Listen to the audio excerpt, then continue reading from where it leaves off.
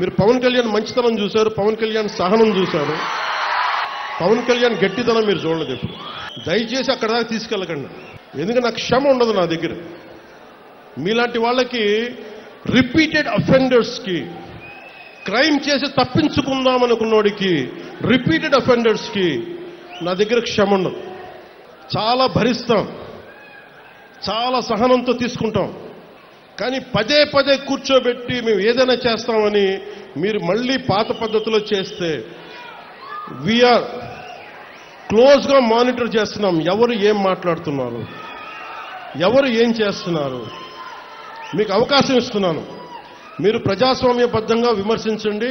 సౌహృదయంతో కుటుంబ ప్రభుత్వం తీసుకుంటుంది. మళ్ళీ హద్దులు దాటి మాట్లాడి మేమే వచ్చేస్తాం 29లో అంటే నేను చెప్తున్నాను కదా, మళ్ళీ ఈ రోజున నా రాజోలు గడ్డ సాక్షిగా చెప్తున్నాను కదా, మీరు అలాంటి ఆశలు పెట్టుకోకుండా జరగవు.